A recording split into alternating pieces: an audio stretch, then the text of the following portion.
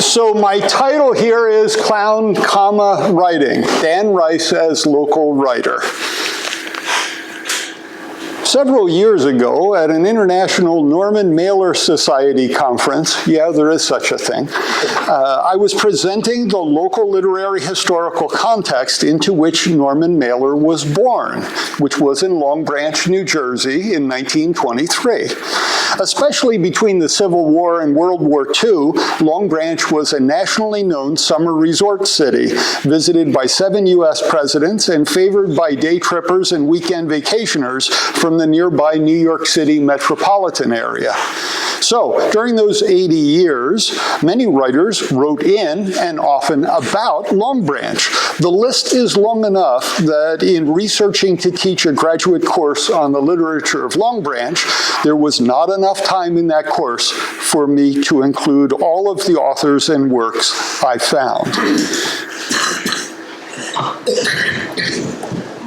However, I did include Dan Rice, 1823 to 1900, on the basis of what I found in a Rice biography published privately in Long Branch in 1901. The biography ended, curiously, after about 200 plus pages, following which there was an even longer second section. Sorry. There he is, kind of mugging for the camera there. In the second section, there's a curated collection of nearly 300 pages of Rice's writings, including some essays, stories, epigrams, and colloquies, a variety of literary forms. These I added to my course syllabus, and so when I presented my list at the conference of late 19th, early 20th century Long Branch writers to the Norman Mailer Society scholars, I included Dan Rice, giving him approximately 10 seconds. During the discussion that followed, a county historian, who shall not be named, ask me afterwards, I'll tell you, objected, toothily snarling at me that Dan Rice wasn't a writer. I think I have the accent and tone about right. I decided not to reply to him, mainly because I see many alternatives to snarling, like presenting my research. The answer I would have snarled back was that I had recently taught some of Rice's works, so he was a writer. But I can see where the county historian was coming from, because Dan Rice's writing is hidden in a few ways.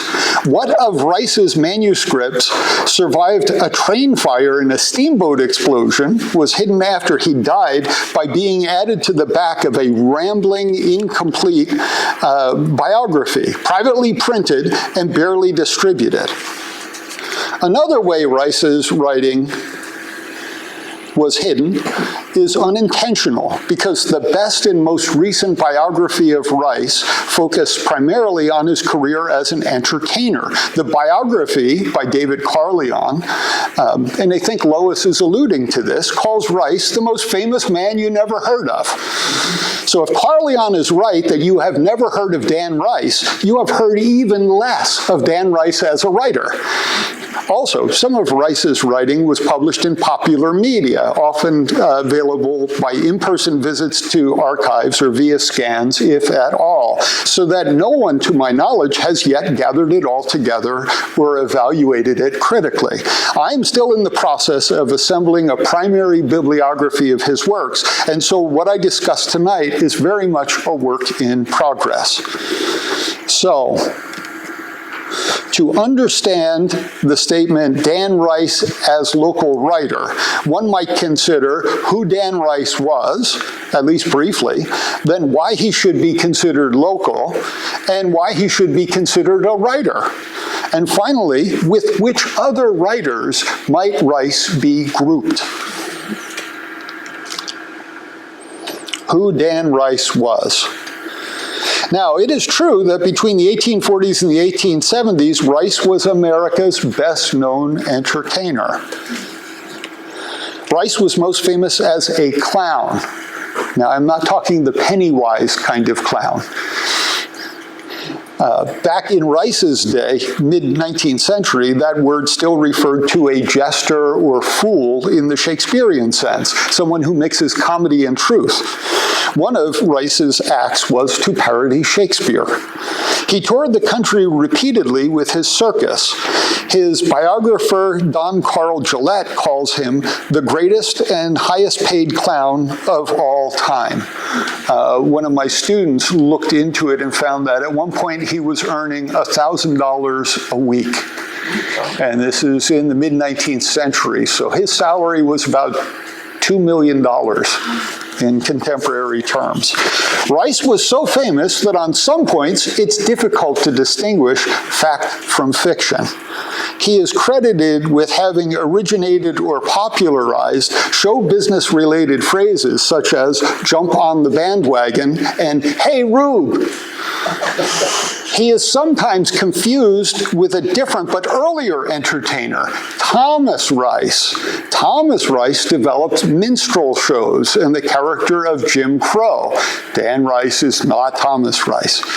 Dan Rice is claimed to have known or been friends with a dozen U.S. presidents, from Andrew Jackson and William Henry Harrison, straight through to Rutherford B. Hayes. Don Carl Gillette's 1967 biography of Rice is entitled He Made Lincoln Laugh. Dan Rice is also sometimes credited for being a model for Uncle Sam. But that symbolism was predated by the early New England figure of Brother Jonathan. Supposedly, Dan Rice's circus inspired the Ringling Brothers to start a circus, and may have been depicted in one of Mark Twain's novels. Shortly after the Civil War ended, Rice erected a massive marble monument to the Union veterans where his circus wintered in Girard, Erie County, Pennsylvania. Out of his pocket, $35,000, equivalent to $1.4 million for a monument today. In Girard, a street is named for him.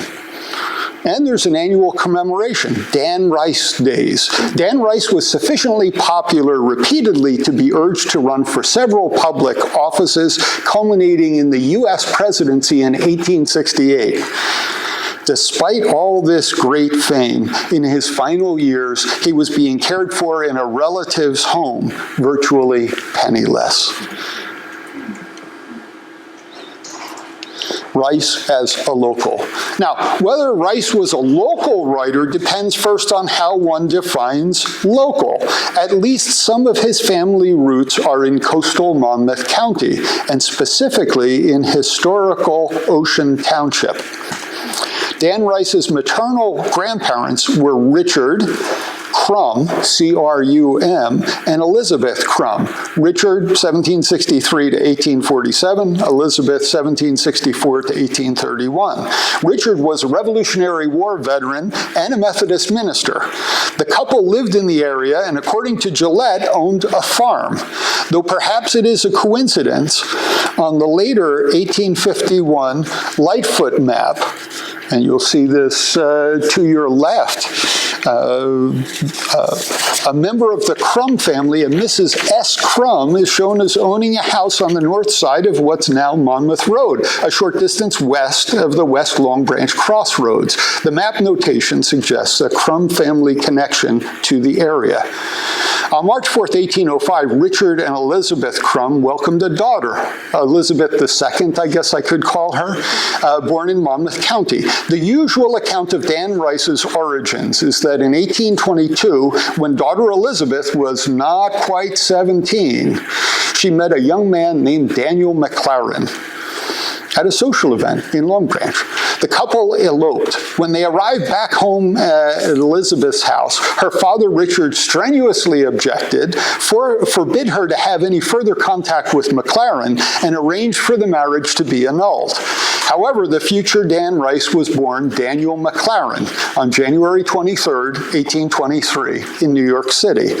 It is unclear where he spent his first 2 years, but his mother was single, and it can be assumed that she at least visited and likely stayed with her parents near West Long Branch for parts of Dan Rice's first 2 years, before marrying Hugh Manahan of New York in 1825. By Manahan, Elizabeth had more children: William in 1827, Elizabeth III in 1831, Catherine Kate in 1833, and Fanny in 1834, Dan Rice's half-siblings.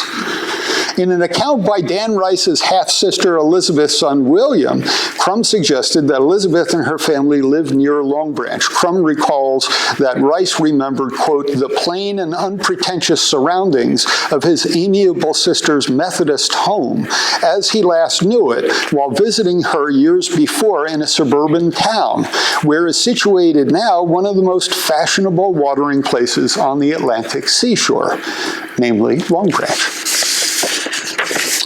Unlike today, in the 19th century, many people were born and died near where they lived, some or most of their lives. And many members of families either lived in geographical proximity or agreed to be interred together in a family plot, or both. Now, I don't want you to think I'm ghoulish or anything, but graves may suggest when and where families flourished, though family relationships may be unclear because of marital name changes. All this being said, Dan Rice's family members' graves are concentrated in 2 cemeteries in West Long Branch. In Glenwood Cemetery, located on a hillside near the intersection of Monmouth Road and State Route 36, one may find the graves of Dan Rice's mother, Elizabeth Crum Manahan, died 1836, his stepfather, Hugh Manahan, died 1871, and their daughters, Elizabeth Manahan Scholes, died 1924, and Kate Manahan Howland, died 1901, who were Dan Rice's half-sisters. In another cemetery in West Long Branch, that of the old First Methodist Church near the town crossroads, one may find the graves of Dan Rice's maternal grandparents, Richard and Elizabeth Crum, died 1847 and 1831, of his maternal aunt, Rebecca Crum Emmons, died 1883, as well as of Dan Rice's half-brother, William Crum Manahan, died 1888. Of immediate maternal blood relatives, then, only Dan Rice's sister Fanny was buried outside of West Long Branch. This concentration of interments suggests that if Dan Rice maintained connections with his family, he remained connected to the local area through them. For decades, Dan Rice's circus performed all over the western half of the U.S., but biographical sources seem not to indicate that Dan Rice himself visited his family near West Long Branch. It is possible he did so because Long Branch was a national resort and because his circus performed relatively nearby in New York and Philadelphia. Rice would also have been likely to have visited the area in order to arrange his 1887 retirement to Long Branch. He moved in with his cousin, Mariah Ward Brown, born 1858, died 1933, in a house on what's now Norwood Avenue. Rice's biographer, John C. Kunzog, notes that this was a short distance from Rice's daughter, Catherine, and her husband, A.C. Wurzbach's house. They had taken in her mother, who was Dan Rice's first wife. Kunzak also notes that in October 1888, the Long Branch newspaper reported that Dan Rice was trying to arrange to swap some properties out west in order to acquire a Long Branch hotel, ultimately unsuccessfully. Another report has him toasting Diamond Jim Brady in Long Branch during one of Brady's visits. Not easy for Rice because later in life he had become a temperance man, a teetotaler. It appears Rice took an interest in local politics also because Brown's book repeatedly refers to him writing about the Long Branch commissioners. In the early years of his retirement, in Long Branch. Rice did travel from time to time to New York City, but it appears he spent most days in Long Branch. His biographer, John Kunzog, provides some of Rice's daily routines. He would ride his horse-drawn buggy around the area and the short distance to Long Branch Village. Quoting from Kunzog here, he was a familiar figure on the streets of Long Branch, and his trips to the barbershop was a cause for a crowd to gather, for they knew the barbershop quartet would soon be active. Children would follow him and cry, "Tell us a story, Uncle Dan, tell us a story." And when the troop of youngsters was great enough, he would seat himself on some convenient porch step and regale them with tales of the circus of long ago. Kunzog continues, so quoting him again, "Each evening, after the kitchen and other chores were finished, Maria Brown, Dan's cousin, and her family, and Dan Rice retired to the parlor where Mrs. Brown played the piano while Dan sang. Neighbors would congregate on the walk and driveway, held spellbound as Rice sang. After the final song, the outdoor audience wistfully departed for their homes." Koenig does not note that a regular part of Dan Rice's routine when he lived in Long Branch was also to work, albeit sporadically, on a writing project, variously described as an autobiography or a biography, dictated to and edited by Maria Ward Brown. In the resulting book, Rice refers repeatedly to Long Branch. In the 1890s, the last decade of his life, his biographer Gillette notes he suffered from what was then called Bright's disease, kidney troubles. He stayed closer to home, spending time with a fellow Long Branch resident, President McKinley's former vice president, Garrett A. Hobart. Rice saw a fairly regular stream of visitors who came to his house. A late report from 1899 has him driven by friends to a performance of a traveling circus in Freehold, where he was honored. And he continued to dictate his memoirs to his cousin, who also helped him to gather and organize materials. Rice seems to have understood the circular geographical route his life had taken, from his West Long Branch family roots to decades away from home due to repeated circus tours of the eastern two-thirds of the U.S., eventually to retirement and old age with family in Long Branch, a national journey that began and ended in the short distance between Monmouth Road and Norwood Avenue. In a passage that he appears to have dictated to Maria Ward Brown, he concludes, "And now to think, after all these years and all my narrow escapes by field and flood, I am sitting here quietly in the twilight of advancing years, convinces me there is a divinity that shapes our ends. It seems strange that here at Long Branch, under such peculiar quiet circumstances, after years of struggles and triumphs, where my ancestry lived and died, I should have solved the greatest of problems, the secret of contentment." Dan Rice died in Long Branch on February 22nd, 1900. His funeral and burial services were, of course, in West Long Branch at the old First Methodist Church near the corner of Locust Avenue and Wall Street. If you're from Monmouth, near the McDonald's. This was the same cemetery and the same family plot where his maternal grandparents, maternal aunt, and his half-brother were interred. Rice died poor, and to date, he is commemorated only by a small rectangular stone bearing only his name, slightly larger than a brick. Dan Rice as writer. Rice and his family were connected locally to West Long Branch and to Long Branch, but his reputation as a writer has been impeded by several factors. Rice as a writer is a perspective mostly implicit in Carleon's otherwise wonderful biography of Rice. If you're interested, it would be the book I recommend, David Carleon.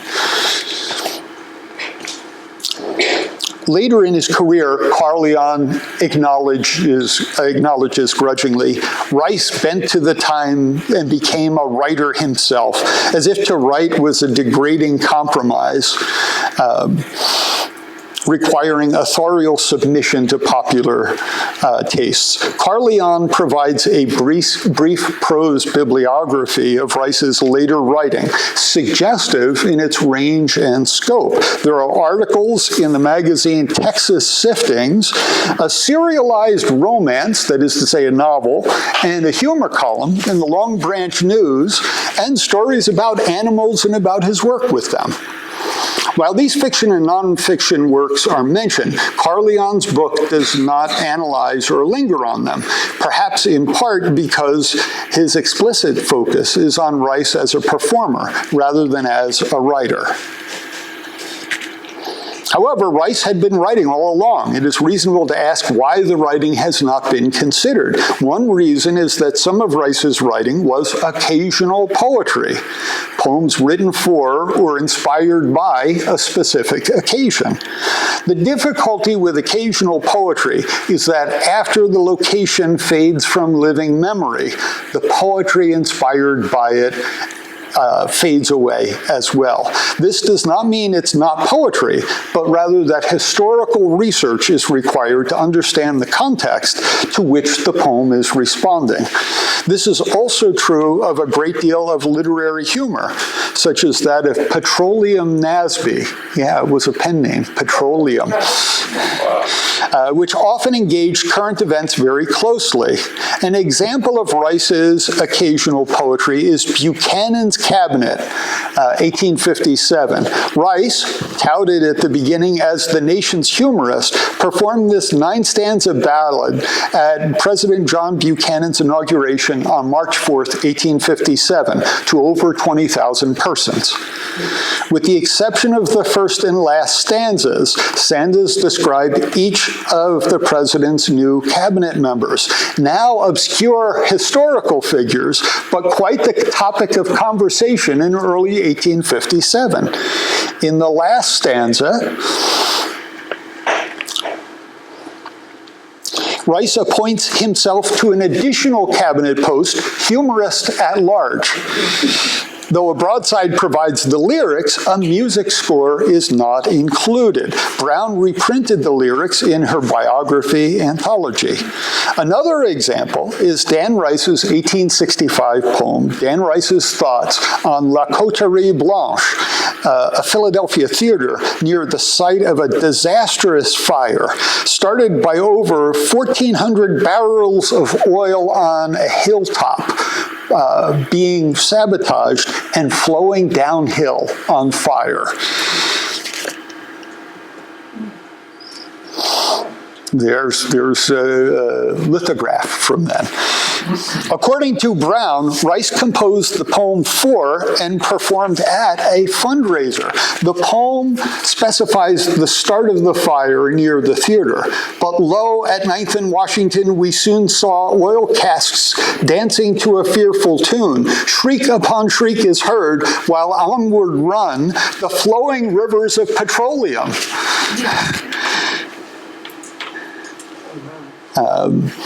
Rice is comparing what happened to the flaming river of hell. The actions of family members to save each other and of the brave firefighters follow. The poem changes petroleum into a biblical medicine by concluding, quote, though life unto the lost we cannot give, will oil the sea of grief of those that live.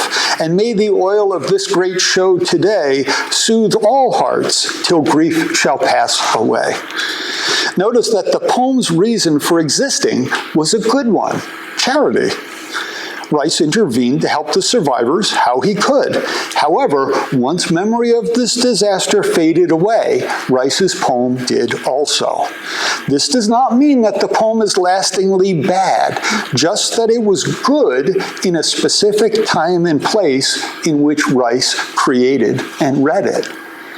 I should also note in passing, what does this mean? The literary work helps you find out about history, which most people, I think, don't imagine. A second reason for Rice's writing not being considered has to do with disciplinarity and with the perceived difference between song lyrics and lyric poems. Certainly, one may study a singer's musical performance of song lyrics, but one may also study the written lyrics without any music. This understanding on song lyrics as lyric poems, popular poetry, goes back at least as far as Yale University Press's The Anthology of Rap, back to David Pachaski's 1970s anthology textbook entitled From Beowulf to Beatles, back to the early 20th century poets like Sarah Teasdale, who invited inquiries from people wanting to set her poems to music, back to William Blake's Songs of Innocence and Experience that he actually performed, and indeed even further back to the times of the medieval troubadours and troubadourites, the female troubadours. Even Homer's epic poems, the Iliad and the Odyssey, now read in written form, were once performed and listened to. Poetry may be canonical and may respond to tradition, as T.S. Eliot and Harold Bloom would argue, but poetry may also be popular and respond to the anxiety of influence of the marketplace.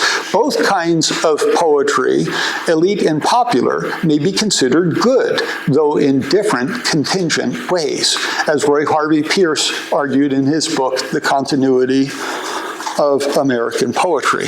Carl Leon's bibliography helpfully lists several songsters, booklets of song lyrics by Dan Rice, including, and you see a list on the screen, Dan Rice's original comic and sentimental poetic effusions, Dan Rice's American humorist and Shakespearean jester, Dan Rice's Great American Humorist Songbook, and Dan Rice's Songs, Sentiments, Jests, and Stories.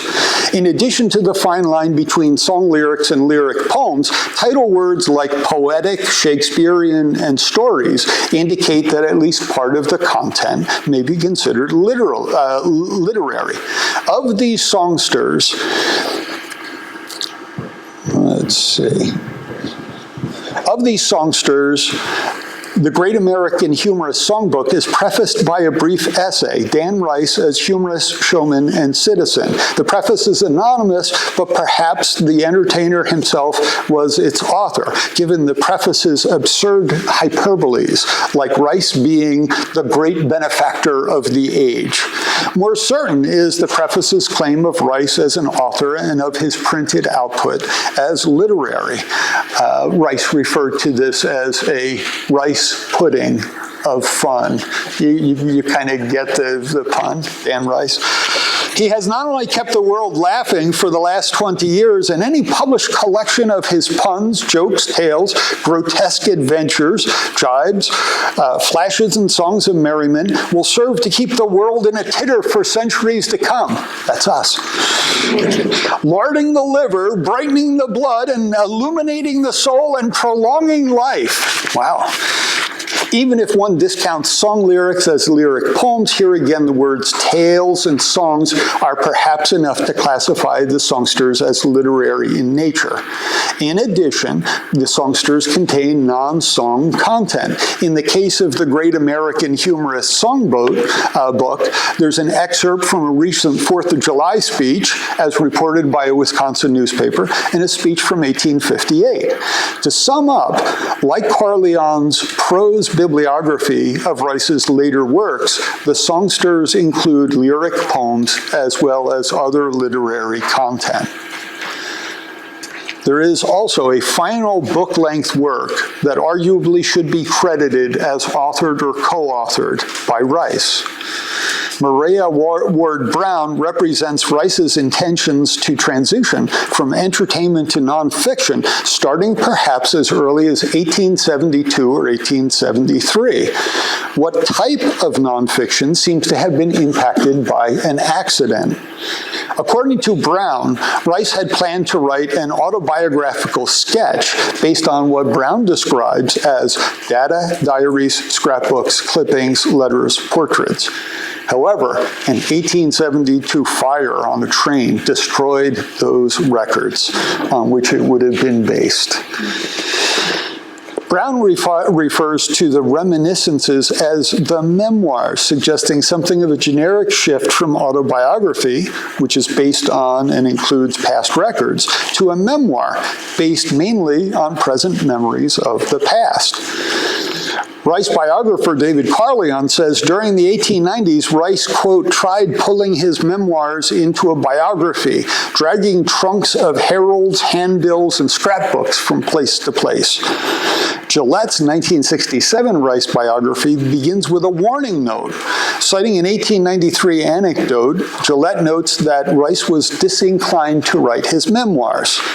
At least 7 male publishers, biographers, historians, and journalists had approached him to collaborate with him on the story of his life and fantastic career. All of them failed. However, these men's professions are varied. A biographer might very well write a biography of Rice, for example, but a historian might write about Rice's life and times, as indeed John Kunzog does, while a publisher would be ready to print an already written autobiography or memoir. Gillette's anecdote succeeds in raising the issues of the collaborative authorship and the genre of The Life of Dan Rice, 1901, published in Long Branch shortly after Rice's death. Gillette calls the book a salmagundi, an apt characterization. Hot mess, we would say. Although the title page credits only Mariah Ward Brown as author, and though she was the sole copyright holder, there is some evidence in the book to suggest that Rice could be credited as at least the co-author of the book, and the primary co-author at that. It may even be reasonable to credit Rice as the sole author, or to see Brown's functioning in a supplemental capacity. Based on how one interprets the collaboration, the book may be classified as a biography by Brown, a third-person autobiography written by Rice but assisted by Brown, a memoir written by Rice and revised and edited by Brown, or an anthology of Rice's works edited by Brown. At different points in the book is each of these genres. This suggests that the book represents not a finished product, but rather reflects the incomplete composition process of its co-authors. The nonfiction part consists of 20 finished chapters, followed by materials in varying stages of transition from first-person accounts by Rice to third-person accounts by Brown, reworked from Rice's notes. The anthology part of the book follows, nearly 300 pages of Rice's works curated and introduced by Brown, including colloquies, lyric poems, epigrams, speeches, and essays.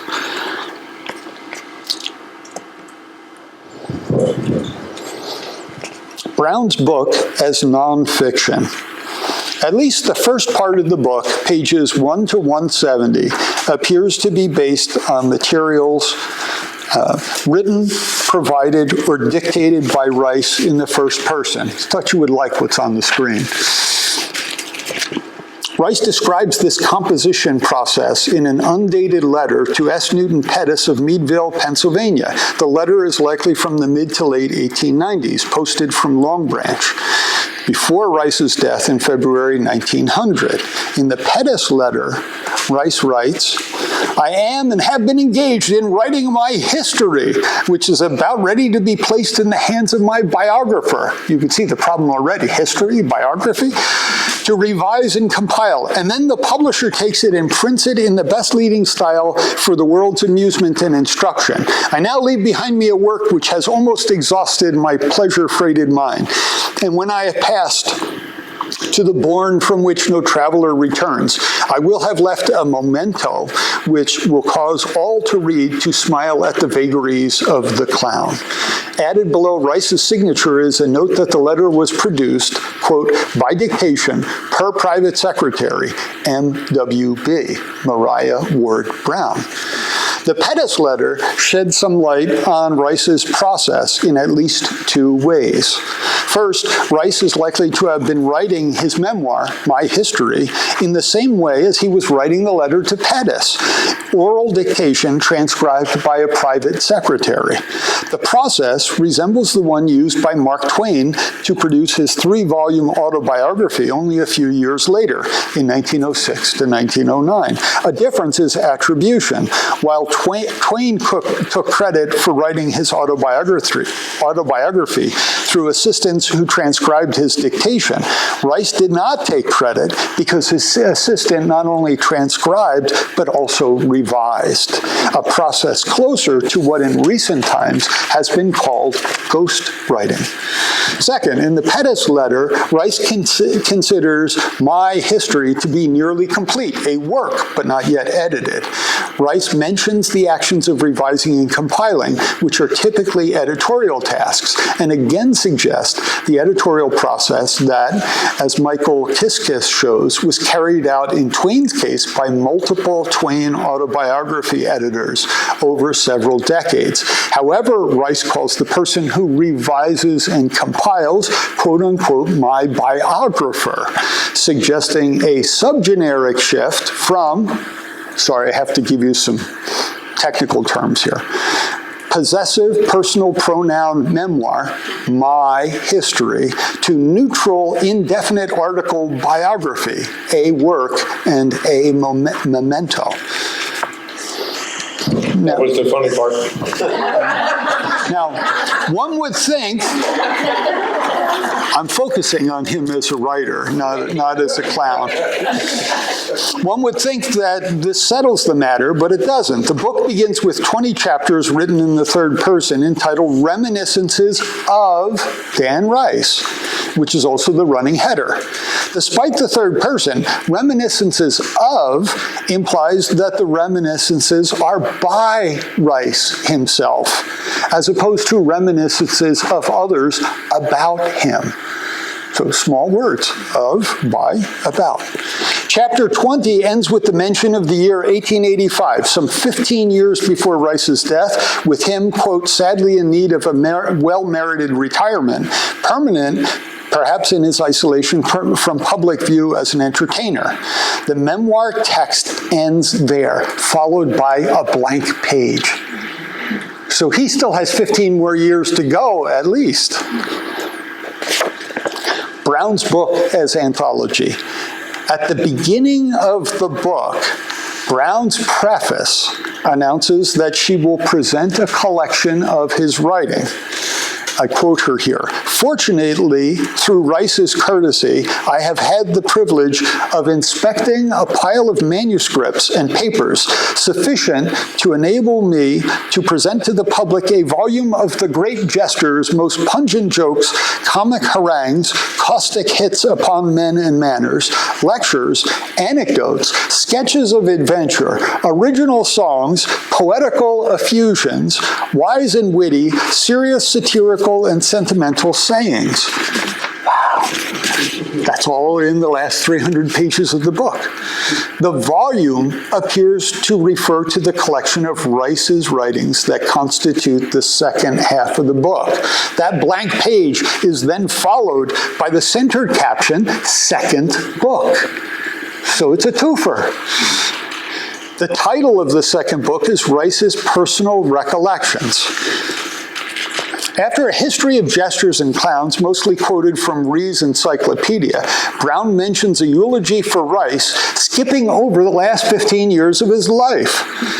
Brown then describes the same method mentioned in Rice's letter to Pettus, dictated with revisions by Brown. For example, she mentions on the page on the screen, the veteran jester here self-portrayed, indicating a shift from third-person biography to first-person memoir. In her line, thousands can testify of our dictator, she uses the royal we and refers to Rice's dictations to her. Finally, she concludes, in conclusion, we can only wish that you may have as much pleasure in reading as we have had in taking the life of the jester clown Dan Rice. taking the life refers to her not actually murdering Rice, but to her taking his dictation of his life story from him. The in conclusion part refers to the preceding 20 chapters of third-person narration. No further chapters follow, which suggests Brown's biography of Rice is at an end. What follows appears to shift the book's genre from biography to at least a memoir. Immediately following Brown's in conclusion statement is an asterisked eye break, a line of asterisks. Enclosed within quotation marks, narration continues in first person, with Rice beginning, quote, 3 decades ago, I doffed the costume of a clown. That's not Brown, that's Rice. The passage continues for a few pages. What follows this first-person memoir sketch is more first-person narration on different topics, sometimes with, sometimes without quotation marks. Discussion of the expression, hey, Rube, is followed by an essay, quote-unquote, by Dan Rice, entitled The Circus of the Future. This, in turn, is followed by first-person narration within quotation marks entitled Great Lights of the Circus, which includes an interviewer's questions. A lengthy quoted first-person narrative, A Millionaire Showman, closes out first-person narration that runs for 15 pages, 170 to 185. Next in sequence are biographical sketches of James A. Bailey, William Frederick Wallet, and the tightrope walker Blondin, pages 182 to 189, evidently written by Rice because they occasionally use the first person. The text then shifts into mixtures of Brown and Rice.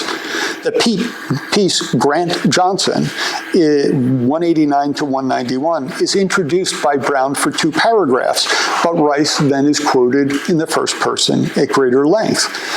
In What's in a Name, pages 191 and 192, refers to Rice in the third person as Colonel Rice, and so appears to have been written by Brown based on what Rice told her. But parenthetical does lapse into the first person, referring to a time when, quote-unquote, Colonel William C. Preston was my agent. What follows is a third-person account of a Rice story and 3 first-person accounts of Rice discussing his interactions with others, a third-person account of his interaction with Vice President Hobart, which at one point says it quotes from Colonel Rice's notes. This sort of pattern continues for the next 30 pages or so, with material such as letters written by Rice, revised by Brown based on Rice, and by other authors such as newspaper editors. A few sections of Brown's second book, a collection of Rice's literary works, may merit our consideration because I found them to be teachable. So I'm just going to ad-lib for a little bit here. When I taught Rice in my course, I focused on colloquies. Most of you have heard of soliloquies, which are by one person. Colloquies are with 2 people. In Rice's colloquies, it's clown and ringmaster. So you're basically getting the scripts of how he performed sketches in the circus. What else? He also had epigrams, maxims. So wise, witty sayings. An epigram is one that rhymes. One I use with my students from time to time is less attitude, more gratitude. So he had a lot of these. This was a tradition in American literature ever since Ben Franklin in Poor Richard's Almanac. And one of Rice's contemporaries, Josh Billing, put out his comedic almanacs with funny and silly sayings. So Rice was kind of following along in the tradition. Finally, I also looked at Dan Rice's poems. Some of them say the tune to which they should be performed to, but there's no music, there's no music scores, there's no sheet music, it's just the words. Well, if you have just the words, that's a poem. It's not music.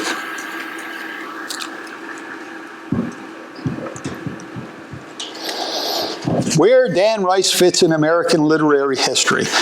If one considers him as a writer, there's the question of the literary historical context. Where in American literary history might Rice fit relative to other writers of his time? Dan Rice peaked. He was a performer who also wrote, but this coincided with the rise of the post-Civil War literary humorists. They were writers who performed. See the difference? Performer who writes, writer who performs. The nature of the performances differed. The literary humorist performed in character in lecture halls. Later in his career in the 1880s, Rice also gave lectures on a variety of topics, about 100 lectures in 1883 alone. But he was best known for performing in circus settings. Nevertheless, Rice saw these literary humorists as close enough to what circus clowns were doing, and once accused some literary humorists of stealing from, plagiarizing the circus. So this is Rice. A humorist is by the Almighty made. A wit is a feather. He shifts with every wind. A satirist is a rod. He cuts. A humorist is one of the grandest works of God. Bob Ingersoll was not a wit. He simply catered to the appetites of the uncultured minds of the masses. Artemus Ward and Mark Twain and other great humorists have arrayed against them a long record of uncredited jests, puns, yarns, and humor stolen from the circus ring. I class them not as genuine humorists, such as A. Minor Griswold, who was born to his humor and reeled it out not with a crank, but with the bursting forth of his nature. Wit comes by rote. The secret of the modern humorist's success is known by the true humorist, but alas, this is an age of plagiarists. Besides Artemus Ward, Charles Farrar Brown, I should probably go back so you can see him on the list. Besides Artemus Ward, Charles Farrar Brown, Mark Twain, Samuel Clemens, the fat contributor, A. Minor Griswold, another literary humorist, Rice contrasted himself with Q.K. Philander Doesticks. You'll see just Doesticks up here. Mortimer Thompson. Like all of these literary humorists, Dan Rice was associated with newspapers. In Rice's case, he purchased 2 Erie County newspapers and merged them. Like the literary humorists, Rice used a stage name. Remember, he was born Daniel McLaren. That Rice at least knew of the literary humorists suggests that he was aware he was making a career choice in managing his proportion of performance and writing. Rice's biographer David Carleon says, Rice's humor was meant for a large rowdy crowd. To read Rice's words without his inflection or facial expressions is like trying to understand the power of a great singer's voice by reading lyrics. It is difficult to agree. The assertion that Rice's humor was meant for live audiences seems to project authorial intention. The idea that because Rice performed live more often, therefore he should always have done so. Like Rice, most of the literary humorists regularly performed to sizable audiences who were far from silent, and yet those literary humorists still managed to write. In fact, some of the humorists had managed to figure out what perhaps Rice had not, which was that live performances and newspaper correspondence could be interrelated, and both could and did lead to book-length compilations of performance scripts. For the literary humorist, performance and writing was not an either-or choice, but both and. Carleon's other assertion was that reading Rice's works without accompanying nonverbal communication is like trying to understand the power of a great singer's voice by reading lyrics. But this comparison's parallelism seems a little faulty. One may appreciate Rice's inflections or facial expressions during his performance, but on a very limited basis, because Rice's performing career largely predated the development of film and audio recording. to reconstruct Rice's performances, one has mostly static visual images of individual moments of performances, like the ones I've showed you, which capture one expression at a time, and written descriptions of the inflections or facial expressions. Probably neither of these would have been by Rice himself while he was performing. As for, quote unquote, trying to understand the powers of a great singer's voice by reading lyrics, this seems to miss that some great singers write their own lyrics while others don't. The analogy also misses how many of the newspaper articles and book compilations might have compensated for lack of inflection and facial expressions by including illustrations, which convey content that words do not. Now, it may be true that changing the medium can change the content. For example, Artemis Ward's Magic Lantern lectures lose some charm when the original projected silhouettes are instead reproduced as engravings. Now, I want you to listen closely to the next sentence. Similarly, Artemis Ward's pun, "The pretty girls of Utah mostly marry young," loses some meaning when read aloud, like now, because what's not pronounced, but is there depicted typographically, is the capital Y that makes young not an adjective referring to age, but rather the proper noun that is the last name of alleged polygamous Brigham Young. All the pretty girls mostly marry young. Ah, you get it? See, you had to have been there. Thus, to defend his great singer analogy, Carleon refers to a contemporaneous account of a lecture by literary humorist Josh Billings. You kind of get the name, Josh is a joke, Billings, you pay for it. Henry Wheeler Shaw was his real name. The reviewers claim of Billings, he wrote better than he spoke. This may be true, but only because Billings did both.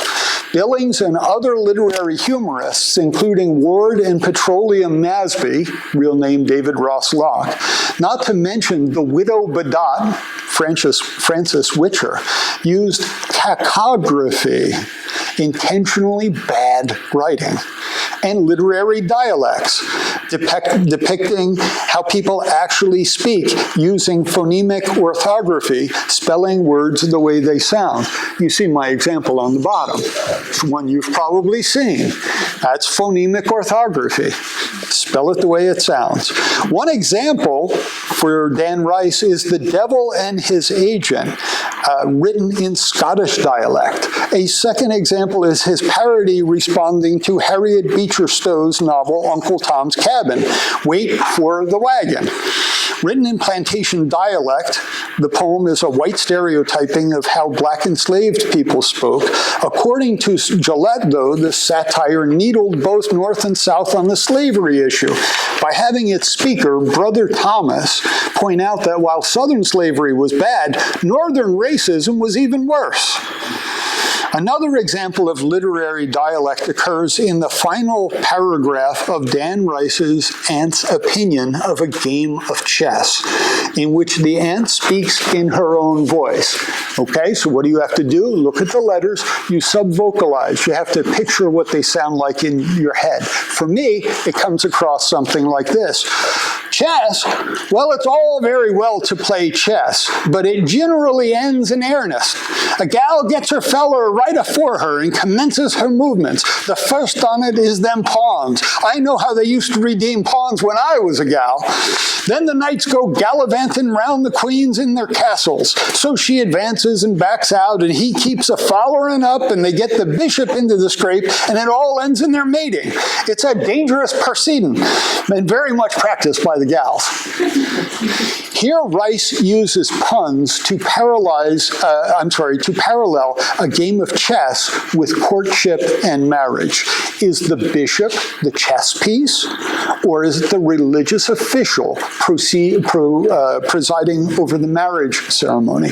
Is mating the game's checkmating, or a double entendre for marital consummation? Rice's use of literary dialect and cacography parallel what the literary humorists did, and more importantly show, against Carleon, that Rice was capable of transcribing performance dynamics into written form, reproducible in readers' minds through subvocalization. Imagine you just heard a performance, and the text that it's based on is, what, 100 years old? 150 years old? Okay.